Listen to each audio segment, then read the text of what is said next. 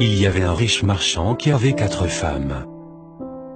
Il aimait la 4e femme et l'ornait de robes extravagantes et la traitait avec délicatesse. Il prit grand soin d'elle et ne lui donna rien d'autre que le meilleur. Il a aussi beaucoup aimé sa 3e femme.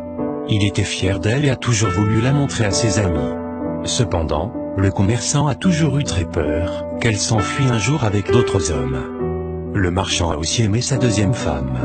Elle était très attentionnée, toujours patiente et sa confidente. Chaque fois que le marchand faisait face à des problèmes, il se tournait toujours vers sa 2e femme et elle l'aidait toujours à s'en sortir et à traverser les moments difficiles. La première épouse du marchand est une partenaire très loyale et a fait de grandes contributions dans le maintien de la fortune et des affaires de son mari, ainsi que prendre soin de la maison.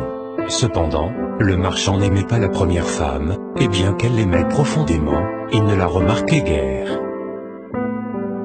La fin arriva.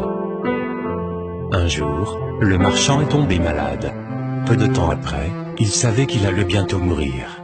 Il pensa à sa vie luxueuse et se dit: maintenant j'ai 4 femmes avec moi. Mais quand je mourrai, je serai seul. Je serai vraiment seul. Ainsi, il a demandé à la 4e femme: je t'ai le plus aimé, je t'ai offert les meilleurs vêtements et j'ai pris grand soin de toi. Maintenant que je suis en train de mourir, est-ce que tu me suivras et me tiendras compagnie? Ta question, répliqua la 4e femme, et elle s'éloigna sans un mot de plus. La réponse était comme un couteau aiguisé dans le cœur du marchand. Le marchand triste a alors demandé à la 3e épouse: je t'ai tellement aimé pendant toute ma vie. Maintenant que je suis en train de mourir, est-ce que tu me suivras et me tiendras compagnie? Non, répondit la 3e femme. La vie est si belle ici. Je vais me remarier quand tu mourras. Le cœur du marchand fondit de tristesse. Il a ensuite demandé à la 2e femme: je me suis toujours tourné vers toi pour obtenir de l'aide et tu m'as toujours aidé. Maintenant, j'ai encore besoin de ton aide. Quand je mourrai, veux-tu me suivre et me tenir compagnie? Je suis désolé, je ne peux pas t'aider cette fois, répliqua la 2e femme. Tout au plus, je ne peux que t'envoyer dans ta tombe. La réponse tomba comme un coup de tonnerre et le marchand fut dévasté.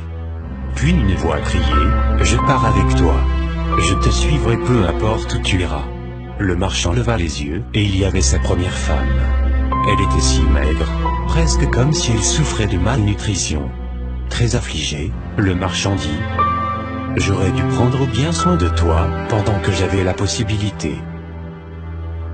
Chaque homme et chaque femme a 4 épouses ou maris. Que signifient ces femmes? La 4e femme. La 4e femme est notre corps. Nous aimons tellement notre corps. Nous prenons soin de lui, nous mettons des vêtements et des chaussures. Nous donnons de la nourriture à celui-ci. Nous en prenons soin comme la 4e épouse de cette histoire. Mais malheureusement, à la fin de notre vie, le corps ne peut pas nous suivre dans l'autre monde. La 3e femme. Notre 3e épouse. Nos possessions, statut et richesses. Quand nous mourrons, ils vont tous aux autres. La 2e femme. La 2e épouse est notre famille et nos amis. Peu importe à quel point ils étaient là pour nous quand nous sommes en vie, le plus loin qu'ils puissent rester près de nous est jusqu'à notre tombe. La 1re femme. La 1re épouse est en fait notre âme, souvent négligée dans notre quête de la matière, de la richesse et du plaisir sensuel. Une histoire à nous faire méditer sur nos priorités, une invitation à nourrir son âme avant son corps, de vivre toujours avec l'idée que nous serons seuls après notre mort, et que malgré les richesses que nous aurons accumulées, l'important est d'avoir une belle existence, d'avoir laissé une bonne trace, une leçon de vie. Merci de liker cette vidéo. Merci de partager cette information autour de vous.